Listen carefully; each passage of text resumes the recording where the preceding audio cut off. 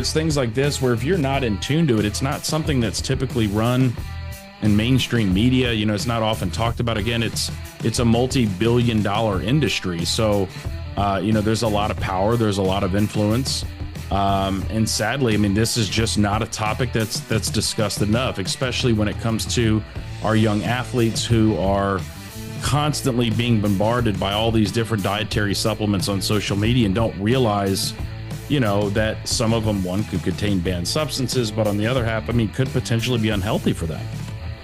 Hello, everybody, and welcome to the world's favorite youth baseball podcast, Clearing the Bases, featuring Coach Jimmy, Phil, and Jerry. I'm David Friedman. I want to thank you for coming along on this ride with us.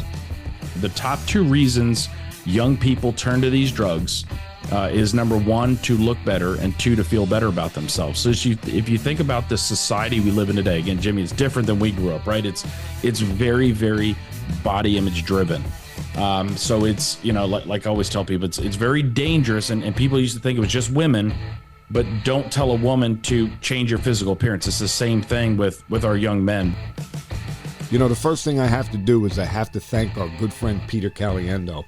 Peter put me in touch with Don Hooton Jr. and let me know that there was an important message that Don had to share with all of us. You know, we're all familiar with performance-enhancing drugs, but I don't know if you're like me. I knew they weren't good for you. I knew that they were very harmful, but I really didn't know a lot about them. You know, some of the substances that are out there, you know, we all know anabolic steroids. We all know human growth hormone. But I'm sure that a lot of us don't realize that even dietary supplements and even energy drinks that almost every athlete is using, they could be harmful, and it was just such an education. So I would say sit back, relax, and see what you can learn from Don. Okay, everybody, tonight we have a very special guest in Don Hooton Jr. He is the president of the Taylor Hooton Foundation. Thanks for coming on, Don. How are we doing tonight? I'm doing wonderful, Jimmy. Thank you so much for having me on. I'm looking forward to talking with you. The pleasure is all mine. I'm looking forward to it, too, because usually we talk about baseball. But you know what? When Peter reached out and introduced us to each other, I thought, what an opportunity to do a great show in a little different direction. But really, I feel that there's nothing that's more important than this. So let's get into a little bit about the Taylor Hooton Foundation and what it does. Certainly. So I guess probably the best thing to do is kind of give you the 50,000-foot overview for those that are listening. I always like to kind of start with the question, you know, anybody that's listening to the podcast right now, if anybody in your life has ever suggested to you that you should change your physical appearance, for those of us that have been active in sports, usually it's, you know, you need to get bigger, stronger, and faster. You know, many people are told you need to lose weight, you need to gain weight, whatever the case might be. And at the time, my younger brother, Taylor, was a high school athlete, loved playing baseball. Baseball's always run in our family. I had the opportunity to play Division I baseball. My cousin played Major League Baseball for a number of years. And, you know, half of the kids on Taylor's team, at the time he was told he needed to get bigger, stronger, and faster, were using anabolic steroids in order to achieve those goals. And at the time, Taylor was about 6'1", 6'2", 180, 190 pounds, already a pretty big kid, getting ready to go into his senior year of high school. So he was beginning to look at where he was going to further his education and wanted to play baseball in college as well. But half of the kids on Taylor's team at that time were using anabolic steroids in order to achieve those goals of getting bigger, stronger, and faster. So Taylor began buying anabolic steroids. And sadly, six weeks after he made this uneducated decision to begin using anabolic steroids, wound up into a depression that was serious enough that he wound up taking his life on July 15th of 2003. So here we are, 20 years later, after forming the Taylor Hooton Foundation in his memory, and our education programs have directly impacted over 2.5 million people all over the U.S., Canada, and Latin America. Wow. I mean, what a tragedy. And, you know, I think that it's It's amazing how, I guess, it's you and your dad, right, that started the foundation? Correct. How you were able to take a tragedy like that and turn it into something that is good for people. Man, that had to be a tough road. It is. And, I at the time I was getting ready to enter into my senior year of college. And it was really my dad, we're a big Christian family, just felt this calling that he needed to step forward and share Taylor's story. And a lot of people kind of ask, well, how did they know he was using anabolic steroids? Well, Taylor had confided in me that he was using the drugs. About 75% of the guys on my baseball team in college were using performance enhancing drugs. And, my parents really had no education on it. It's not, something that's discussed in schools. So that's, kind of how, Taylor got started and, really made this uneducated decision to begin using these drugs. Yeah, I love the way you say this uneducated decision because, I believe that, anybody would probably not have the information that they need before they start taking these drugs, which if more people like you were out there giving this information and people were listening to it, then what a better world, and people would understand what they're getting themselves into. Correct. And I think as testosterone, AKA anabolic steroids, is more prescribed worldwide. More doctors are being educated on it. So you're starting to see a lot of older males getting into taking testosterone. I think the biggest problem, Jimmy, is it's not a topic that's covered into our schools. And, most people think, well, hey, I'm going to get on gear, or anabolic steroids or testosterone, whatever you want to call it. I'm going to put on some weight. It's going to help me hit the ball further. I'm going to be able to perform a lot better. But what often isn't discussed, especially with our young people, even in our schools and health classes and PE classes and what have you, is just some of the side effects that come along with these drugs and where the drugs are being purchased and how much of these drugs people are using and how long they're staying on them and what are the short-term and long-term side effects of these things. And that's really where the discussion ought to be is, surely, these drugs do work. They're powerful. They're miracle drugs, but they can also be very, very dangerous, as we know. Yeah, and that's another interesting thing that I wanted to get into is because, I wouldn't know where to get them, who to approach. How does this happen? Where do they get the drugs from? Jimmy, we grew up in a little bit different time than our young people today. So I'll go back to 2002 when Taylor got interested in using these drugs. At the time when he was purchasing them, he was buying them at the local YMCA. Wow. So he had found a young man that actually lived in our neighborhood that was selling these drugs, and certainly they're available in many of the gyms today. But what is sadly taking place today is these drugs are readily available online. So I always like to use the analogy: the drug dealer has moved from what you would see in your mind's eye as this dark alley to really the comfort of the four walls of our homes, where you can order these drugs online, have them shipped to your house, have them shipped to a PO box. And, with more and more of these social media influencers talking about these drugs, we're getting a lot more questions about them. But again, they're very easy to purchase. And especially if you have coaches and parents that are tuned into your podcast listening to this, it's just something you want to at least have a discussion with your loved ones about and see what they're doing online and who they're talking to and what apps they're using, because these things can discreetly be shipped right to your home. Wow. And that leads me into something that I'm going to get into a little bit down the road, but there's something else I want to talk to you about first, but about a coach's role. Being a high school baseball coach, I want to know, what can I do to make sure that my players don't go down this road? But we'll get to that in a minute. A couple of things I wanted to ask you before we get there is talk about your dad a little bit, because I've listened to him talk, and I was impressed with, the way he had been to Congress. Talk a little bit about it. Certainly. Now that, I've got kids of my own, it kind of gives perspective. It's really hard to understand when you don't have your own kids to, take a topic like this and really speak out about it. And, I give my dad obviously a lot of credit for what he did and the courage that it took, because my dad were talking to you right now, he would tell you that it was about 6 weeks after we buried Taylor is when he delivered his first program. And it was delivered at Plano West Senior High School where my brother went. And over 1,000 people attended. And what had happened was when there is a suicide, a homicide always has to be ruled out first. And I tell you that because the detectives on scene came in and they were looking through his room, and all of a sudden they find these vials of testosterone. Like, well, okay, my dad's like, what does that have to do with Taylor's suicide? And that's where he kind of sat him down and said, this is a lot more common of a problem than most people, are aware of.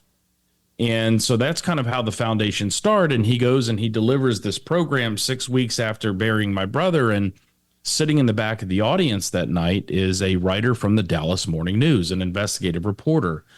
And he sits down with my dad. And I remember kind of being a part of this because remember, I'm still in college and trying to finish up my senior year.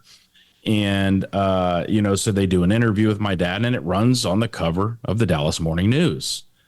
And then fast forward a couple weeks after that, there's a call from another investigative reporter from the New York Times. And he said, I'd really like to do a story about Taylor. And they spent months interviewing the AD, coaches, doctors, parents, friends, teammates about Taylor. And then they ran a big story on the cover of the New York Times, their sports page.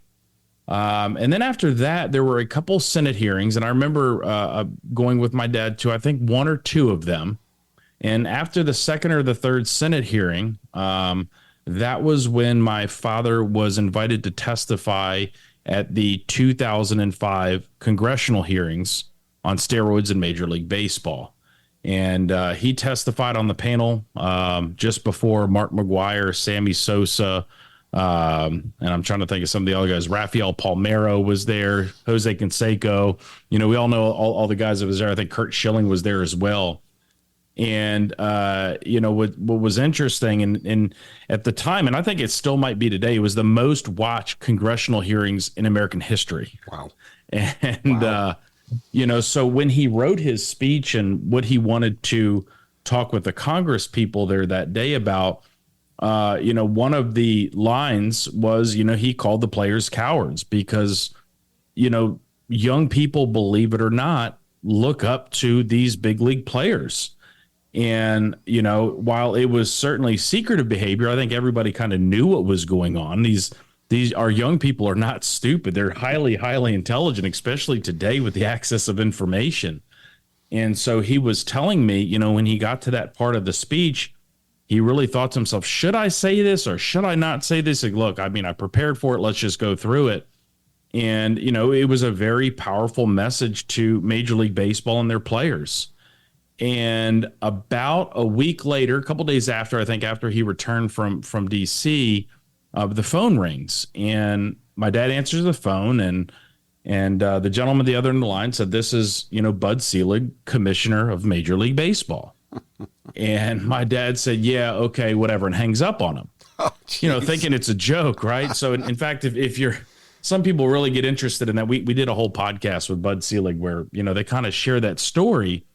And so, Bud Selig has, his secretary call back and say, Mr. Hooton, this is, Mary Burns with Major League Baseball. This is actually Commissioner Selig. If you'd like to call back, here's the number. And they still keep in touch today. But essentially what Bud Selig had said was, we have a responsibility to our youth and our communities to address this issue. And Major League Baseball in 2005 became our primary sponsor. We still work with them today. And it's because of Major League Baseball that, we've been able to impact directly over 2.5 million lives, and even more so through our resources and our podcasts and all that sort of stuff. But here we are today, again, thanks to Major League Baseball and thanks to those hearings. That's pretty powerful stuff. And, to have Major League Baseball at that time recognize the importance of what you're doing and to support it is a beautiful thing, because I remember back at that time, it needed to be cleaned up because, as your dad said, those people are role models. The younger kids are going to follow what they do. They do it now. They do. And they've done it all, even when I was a kid. What did we do? We emulated our players that we liked. So, Wonderful, wonderful thing. And like I said, with that support of MLB, it's no wonder you're doing well. Yeah, and Major League Baseball today has the strictest testing program with regards to performance enhancing drugs than any other professional sport. And I'm trying to remember the gentleman's name, but I remember trying to remember what ballpark we were walking through, but I'll just never forget this gentleman said, and he had been in Major League Baseball as an athletic trainer for, at that time, probably 20 or 30 years. And he said, I'll never forget watching your dad testify. And he's like, let me tell you something. Your dad that day changed Major League Baseball in a good way. Yeah. Yeah. Wow. That's pretty powerful. Yeah. Wow. That's fantastic. So let's talk a little bit about PEDs, performance enhancing drugs. There are all different types of performance enhancing drugs. Let's get into a little bit so people know exactly what we're talking about. I mean, right off the bat, everybody's going to know steroids. Everybody's going to know HGH, human growth hormone. But there's other things that I want you to talk about that really surprised me that are actually considered PEDs. So I guess the best way to start it would be, to talk about banned substances. And banned substances is defined, anything banned by the World Anti-Doping Agency. And no matter what sporting organization it is, if they're testing for performance enhancing drugs, they will have a banned substance list. So there's products on the market today that both you and I could purchase that would have a substance banned by some of these sporting leagues that, we wouldn't be allowed to take, or, we'd be at a high probability of testing positive. And when we speak in schools today, I use the example, and I'm sure it's not the same today, but I'll never forget becoming a drug tested athlete as a freshman. We would be, tested for performance enhancing drugs. And at the time, if we took NyQuil, there was a substance in NyQuil that would cause you to, or could cause you, should I say, to have a positive test. Wow. So you sort of learn that as, as a drug tested athlete. But when you go and purchase, let's say, a dietary supplement, as a lot of people don't realize, just because you can purchase this dietary supplement online or at a store doesn't necessarily mean it's safe or it's free of banned substances or even illegal drugs. And that's just due to the lack of regulation within the industry. I mean, it's certainly regulated. A lot of the products out there are definitely safe. We don't want to demonize supplements, because there are some great products on the market. But when you have this lack of regulation in an industry like that, especially one that's generating billions of dollars, you have some of these companies that want to get their foot in the door, or they want to have, the latest and greatest product that quote unquote works really well. And you're starting to see some of these banned substances, things like SARMs, selective androgen receptor modulators, that are being put in some of these dietary supplements. We've seen things like a host of, anabolic steroids, diuretics, different types of, other controlled substances like PCP or marijuana. Wow. One of the interesting ones on the stimulant side, and I always like to share with young people, kind of dates me, but playing baseball in the early 2000s, ephedra was a legal substance to put in dietary supplements. You remember that was kind of like the OG of the pre-workout back then. If you were trying to lose weight, you were getting on a supplement that had ephedra in it. And then you had a couple of athletes that died, and now it becomes a banned substance. But what really opened my eyes to this, Jimmy, was, this was a few years pre-pandemic. And there was a product that almost went viral, if you will. And the first time I saw it was in a middle school, and a middle school student, an eighth grader, brought it up after a program and said, man, my parents bought me this pre-workout and it works great. And you're just asking yourself, like, that's a pretty high risk product, like a sexual enhancement drug or a bodybuilding supplement. These sorts of things are what we call high risk. But again, lack of education from the parents. They don't know any different. All the other kids are taking it, might as well. And then it was a bunch of high school kids that were taking the same pre-workout.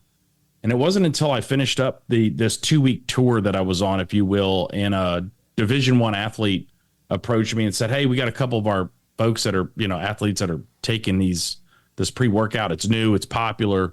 Is there something we should be concerned about? I'm like, just looking at the label, everything looked pretty normal, right? It had some caffeine in it and some other stimulants and branched chain amino acids and whatever else in it. But essentially what had happened is there was a lab that bought the product, they tested it, and come to find out it had tested positive for meth. Wow. Right. So, obviously that wasn't on the label. That could be very, very dangerous, as you know.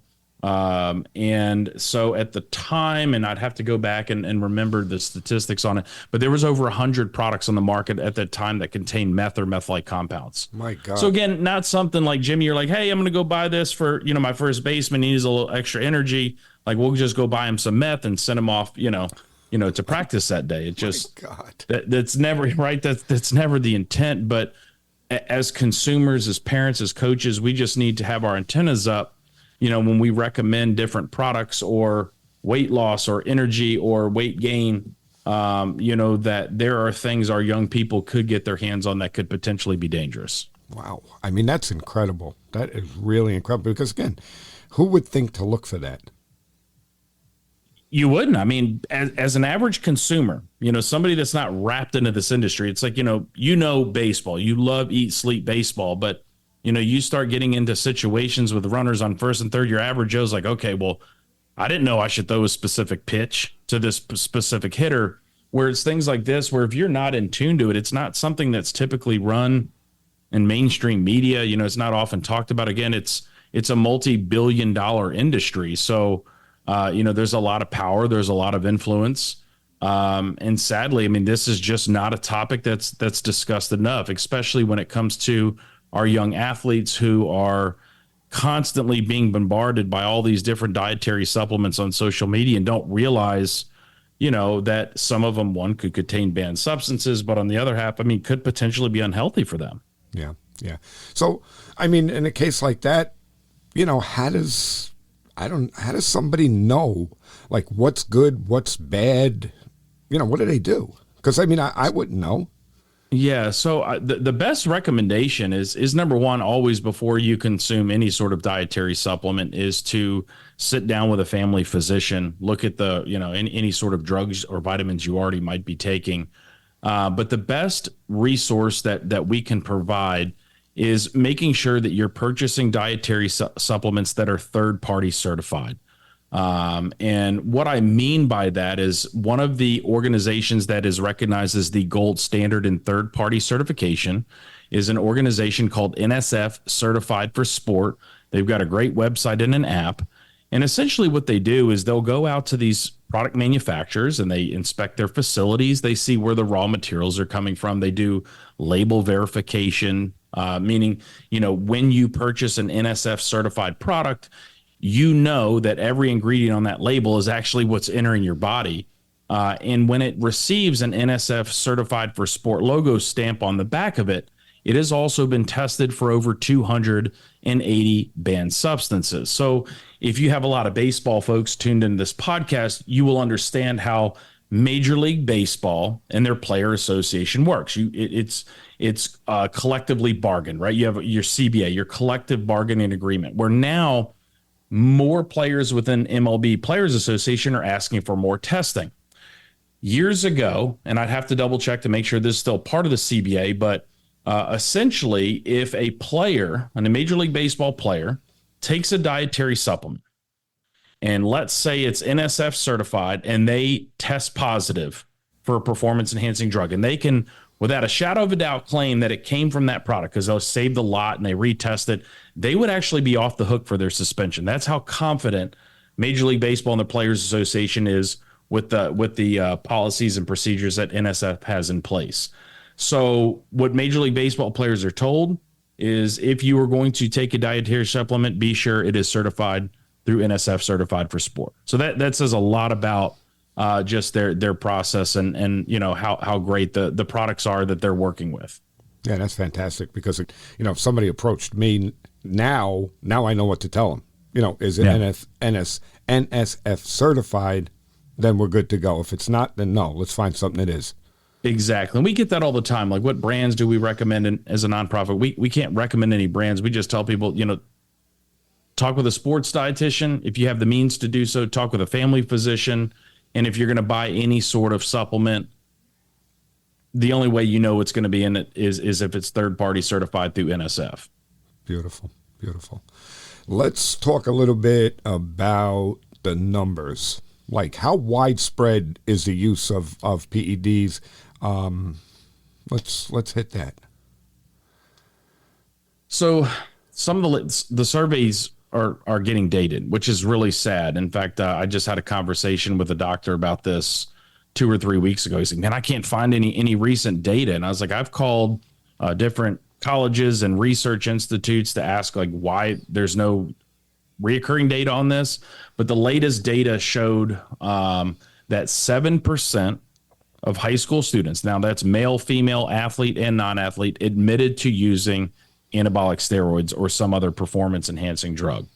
And at the time, I believe it was 12% that admitted to using human growth hormone, which I don't know what they thought they were taking. Human growth hormones, number one, very, very difficult to get, but two, very, very expensive. Most, high school students, even us, working our jobs would struggle to pay for that, obviously, without a prescription.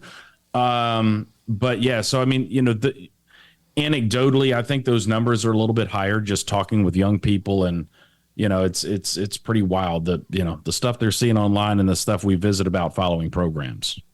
Wow. Those are big numbers. I mean, I'm thinking, like you said, if you think those numbers are a little bit higher, 7%, so let's say maybe it's about 10%. So that means, a high school baseball team, 20 players plus or minus, you're talking about two of those kids that, that's, to me, that's a lot. Yeah. And that's knowing or unknowingly, even maybe unknowingly taking them through a dietary supplement. Right. I had no idea, that wasn't their intent to do so, but that, Yeah. Wow, what a shame. The one thing that you did say that caught my attention is girls. Yeah. Okay, because you talk about steroids, HGH, right away you think of bodybuilders, men, big guys. Talk about women, like what's going on with that? So if you've ever had an opportunity to get out into the fitness world, bodybuilding world, and talking with some of these females, again, it's, I always like to use the analogy. I mean, you think about the whole body image disorder, right? Body dysmorphia. Most people think, well, that's just girls, right? Like they're the only ones that struggle with the way they look, but it's also males.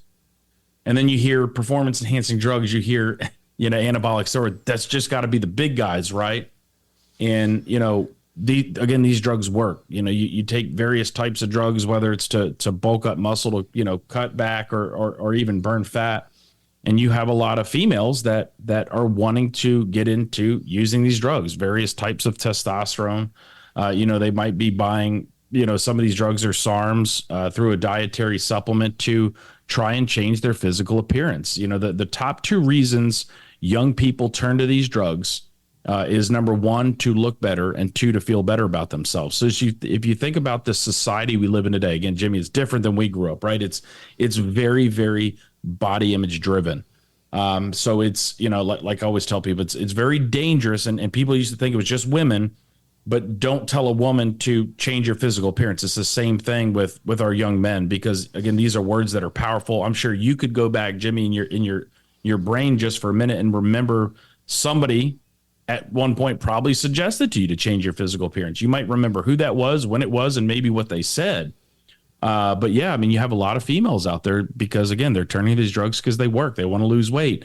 They want to put on some muscle. They want to lean out, especially, this time of year when, we start getting out in the sun. We're starting to wear our bathing suit. You're wearing a lot less clothing than you would in the wintertime. Wow. I mean, that's interesting, again, because I would never make that. I mean, don't get me wrong. I would imagine, there's a few here and there, but I would never think that it would be that big a problem with girls and women. I think it's a lot more widespread than most people believe.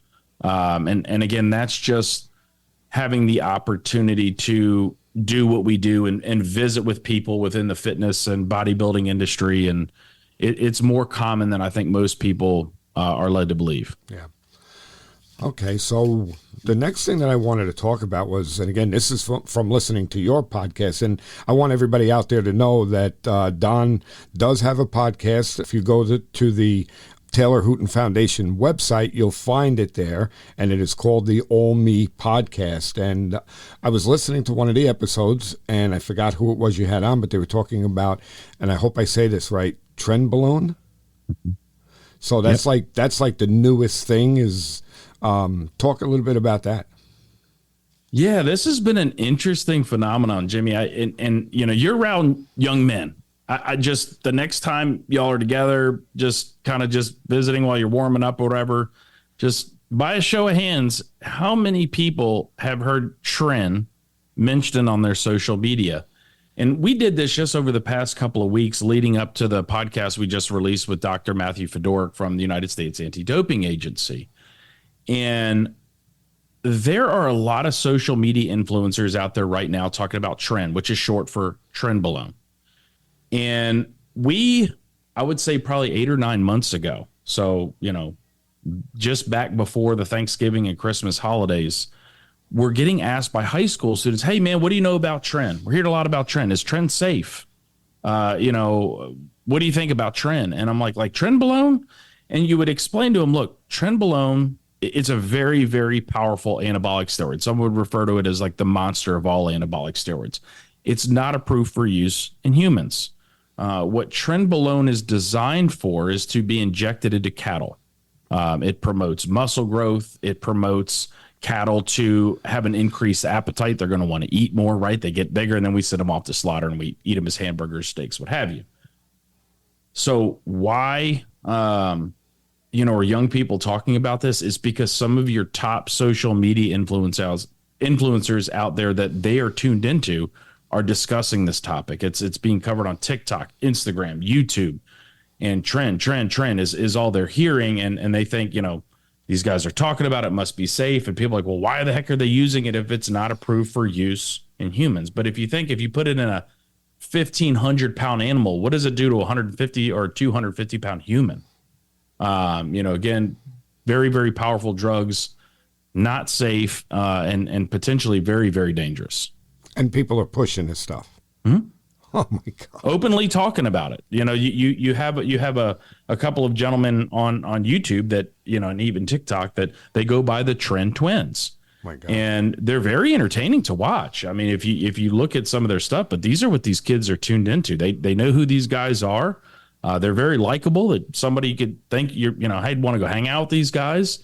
And they're talking about some very, very dangerous behavior.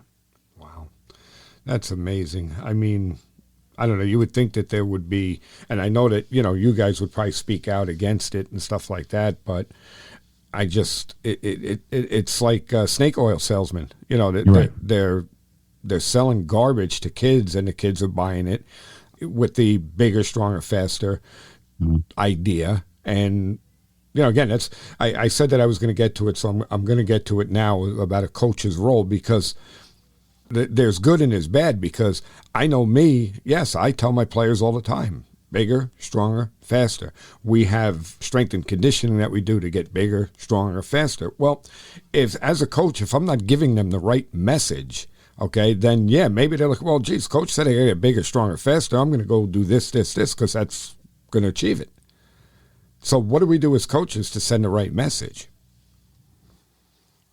So from a coach, having been a former athlete myself, I mean, coaches are really a second parent. You probably played ball yourself, right? I mean, so you're spending most of your afternoon after you get out of school with your coach, and these are people you look up to. And while I think for years, I mean, it was likely harmless. I mean, get bigger, stronger, faster. Great. Okay. Well, we're in a world today where, depending on what that young person is thinking, they're going to go out online and they're going to find ways to get bigger, stronger, and faster. Now, there's a lot of great information out there.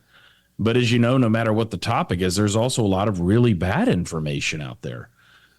So what I would certainly recommend for coaches is, before recommending any supplements or, changing physical appearances, is really, sitting down with the athletes and kind of figuring out, what are their goals? What are they hearing? Are they currently taking any dietary supplements? What resources are out there, for young people when it comes to putting together a nutrition plan. And I always like to recommend to young athletes. We work with some of the best sports dietitians in the world, and many of them would love to help some of these young athletes and have websites and resources available to, how much protein should I take? How many carbs should I take? Depending on my weight size, if I'm trying to, lose weight or gain weight, how many calories do I need?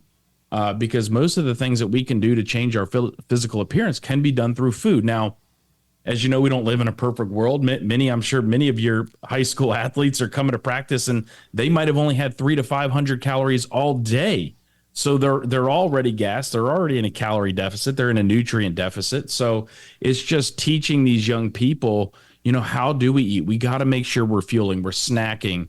It was like back in the day. Remember, they wouldn't give us water. Like, until you guys are doing things right, you're not missing ground balls at shortstop, no water. Well, you can't do that today, right? So things change, philosophies change, and nutrition is the missing link to peak performance. And it's just, and a lot of coaches, well, I don't know how to talk about that, or I'm not educated on that. There's plenty of resources out there for you. Again, they can contact us. We'd be more than happy to connect them with a sports dietitian, somebody willing to, help kind of go through that, or at least talk to the athletes and the parents. But I think it really just starts there, especially as a coach. The only other thing I could recommend is just talk to these kids about whether it's performance enhancing drugs. Ask them, hear them out, listen to what they're saying, because they're interested in this topic. And as somebody that they trust, and probably could be a little bit more open with a coach than a parent, as you know, as a former athlete. Yep. And I'm sure you hear some things, you're like, wow, man, I wonder if their parents know that, right? So, but just listen to them. What are they hearing? What are they talking about? What are their goals? What are their aspirations, outside of the sport? But how do we keep them healthy? And again, there's lots of resources out there. Would love to, help anybody that would be interested. Yeah, because I know, I'm going to tell you right now, I'm going to be one of those people, because I know nothing about, anything about what their calorie intake should be. I don't know any of that. So, I know some of my players do, because they are on a strict regimen, but I want to know. I'd like. And I got a really good study I can show you too, Jimmy, just of it was a young man pitcher that they did a kind of a case study on, where they changed sort of his calories and when he was eating. And it jumped his fastball, I believe, from like 83 to 94 over like a 2-year period. And, wow. Obviously that's a great example, but it was just really focusing on what this young man was eating, and just made some tweaks. Right. Let's face it, if we can get them eating the right way and doing this, and we can gain 2 miles an hour, 3 miles an hour on the fastball, you know what I mean? It's worth it, rather than doing something harmful to your body. Exactly. Look, you just touched on a nerve, because I always tell my pitchers, nobody gives a crap how hard you throw. Mm-hmm. You got to learn how to command your pitches. Exactly. Yeah, Greg Maddux, right? Exactly. So, the other thing that I'm really interested in is your All Me Assembly program. Okay, so talk a little bit about what that is, and then also I want to get into a little bit about how people out there, if they want to schedule one, that they can do it. Certainly. So a lot of people ask, why do you call them All Me? I'll start there, just spend just a minute talking about that, and we'll come back to the programs themselves.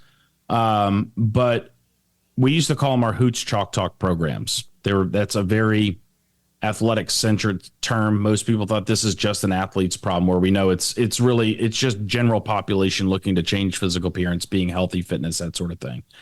And at the time, we were working with a gentleman by the name of Alex Rodriguez. And when he was implicated for performance enhancing drug use the first time, our team reached out to him. And if you Google Don Hooton, Alex Rodriguez, you'll see a picture of my dad and Alex shaking hands in the tent at spring training in Tampa. And we worked with Alex for a couple of years. And if you could imagine, we were going in doing these Hoots Chalk Talk programs for about 30 minutes. And then here comes Alex for the last, 20 or 30 minutes to talk with these young people. And, so they were super, super excited to see him. And, fast forward a couple of years, we're doing all these programs with him.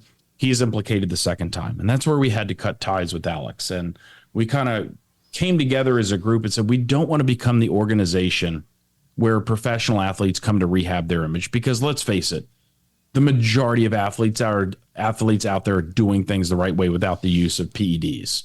And so that's sort of how All Me was born. And we put together an MLB advisory board, is what we call it. It's called our All Me League.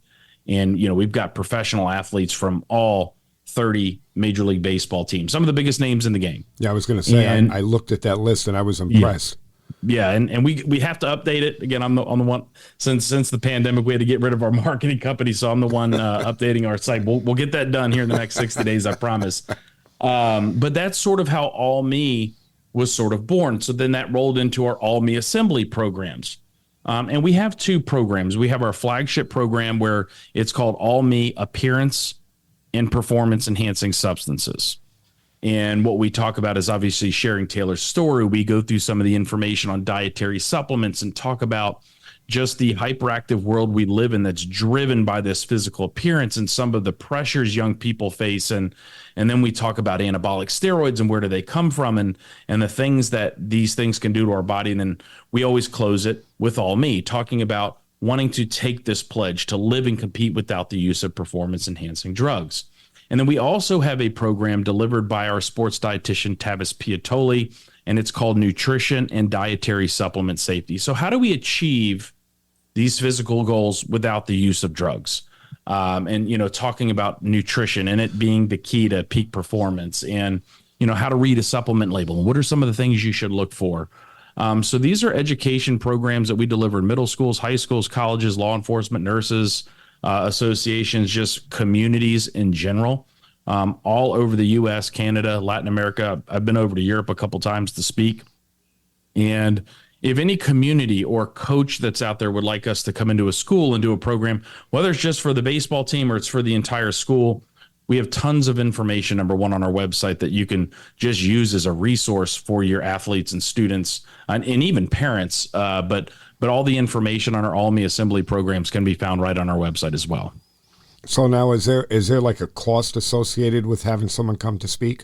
Correct. Yes, we do have a cost, which includes all of our travel and all that. And the rest is a donation to the foundation. And obviously, as any other nonprofit out there, we're always looking for great funding sources to really have these programs offered at zero cost to any school. And a lot of people are thinking, oh, crap. Oh, no, we just don't have a budget anymore for, assembly type programs. Well, we do have a scholarship fund where we have organizations and individuals that will donate for this restricted fund that we have, that if a school can demonstrate a financial need through an application and they fill it out, we'd love to have the program. It's just, again, we don't have the budget for this. Those funds are available to schools. And I'm really proud to tell you, this is our 9th year doing our gala. We'll have it here in a week on April 13th. We've raised a few $100,000 for this fund. And to date, thanks to all of our generous donors, we've never had to turn a program away. That's fantastic. That's really fantastic. Yeah, because I think it's a great thing to a great message to get out to people, and they need to understand this. Because like I said, just this, few minutes we've been talking, you've educated me on things that I wouldn't have known. So I think it's really important that we get this message out to the players and more importantly, the parents, so the parents could pay attention to what's going on. They can watch what's going on with their kids, and they'll know what they're looking for. That's fantastic. Well, we also thank you for giving us this platform, because you have such a great key audience for this. Those that are around our kids and care about our kids and take time away from their families and their jobs, to make these athletes into better people. Yeah. No, it's my pleasure, kid. That was the reason we started this podcast when we did, was because we wanted to get all of these type of messages out to the right people. And so far, so good. Good. Well, good. And if we can help be a resource for any topics like nutrition or supplements, would love to introduce you to those people and, maybe, crowdsource questions from some of your coaches of what they could be asking their kids or what are the key things, and would love to, get somebody to, kind of present some of that information to your listeners too. That'd be great. So the last thing, well, I don't want to make this the last thing, so we'll touch on this and then we'll get to a few other things. But I did a little research and I found this, and I'm shaking my head. But what the hell are the enhanced games? Are these people nuts? Oh, that's kind of a thorn in the side. From what I understand, and it's not many people seem to be familiar with it, but they need to familiarize themselves because they're going through a bunch of different, fundraisers right now, and they're getting some capital behind it. But you have a couple of these tech billionaires that have gotten together that want to put together the Olympic Games. So where you have your Olympic Games right now that are highly tested, athletes are tested throughout the year, even when they're not in competition during the Olympic Games, the 4 years between they're being tested. What they want to do is host the Olympic Games, but nobody's going to be required to be drug tested.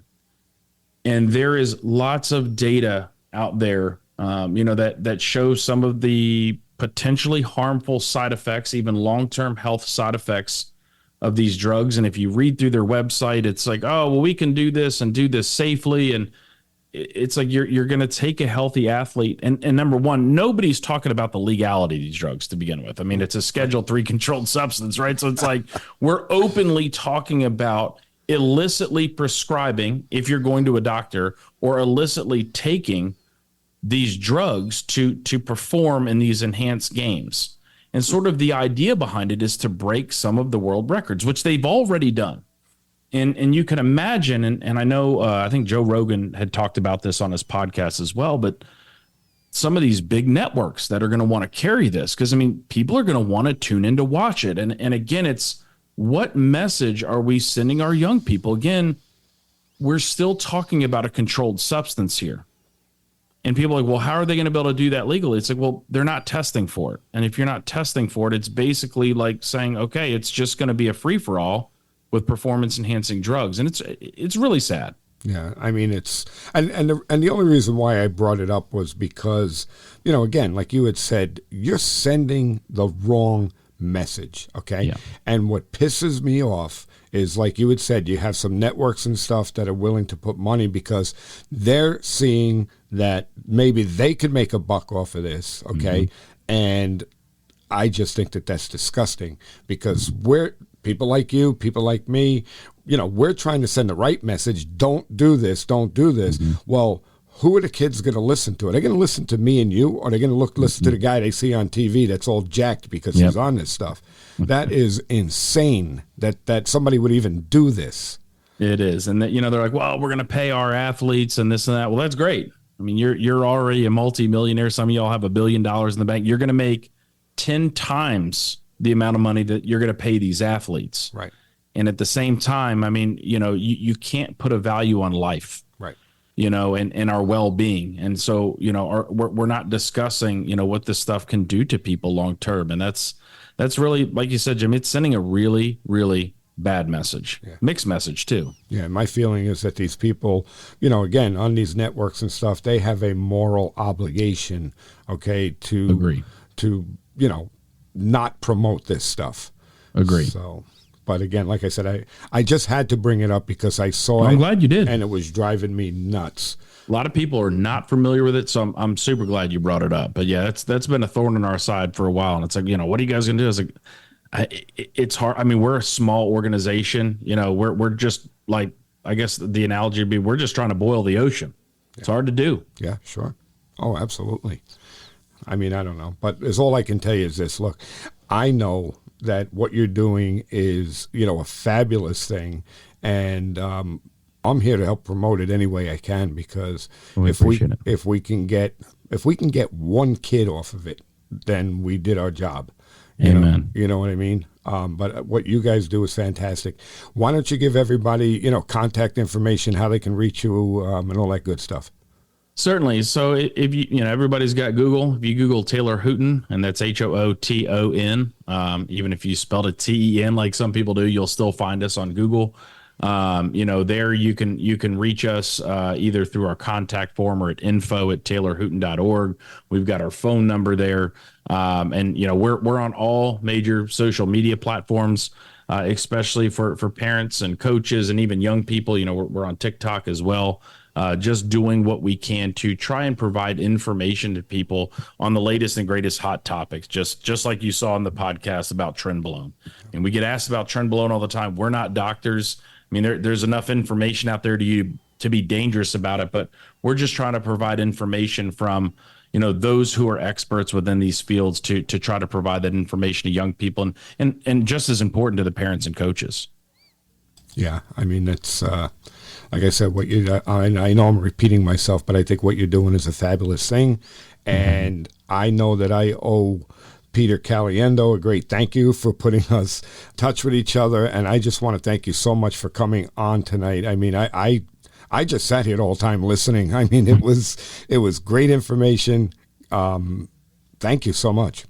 Well, no, thank you for having us. And like I said in the beginning, thank you. Again, I'm glad Pete connected the two of us. I'll never forget our first call. I could have talked to you for another 2 or 3 hours about baseball. But thank you for the platform and allowing us to share our message. And, most importantly to me, from the bottom of my heart, thank you for letting me share Taylor's story, to all your listeners. No, I think it's a story that people need to hear. And, like I said, if we can help one person by getting this message out, then exactly. we did a good thing. So, yeah. Don, thanks again. It was a pleasure, and this won't be the last time you and I talk. Yeah, well, no, thank you. We'll see you. All righty. Was that an interesting conversation or what? I mean, there was so much stuff there that I didn't know, and I'm sure that a lot of you out there didn't know. I mean, just great stuff. I mean, look, go to the Taylor Hooton Foundation website, taylorhooton.org, and there's tons of information on this stuff that you can learn from. Don also has his podcast, the All Me podcast, where there's a lot of people that he has on those shows that, again, provide more information so that you can gain more knowledge about performance-enhancing drugs and how harmful they can be. So I want to thank everybody for listening to the show. Once again, remember, follow us on Facebook, Twitter, shoot us out an email, clearingthebases@gmail.com. I always love to hear from everyone. And always remember, people don't care how much you know until they know how much you care. Thanks, everyone, and we'll see you on the next one.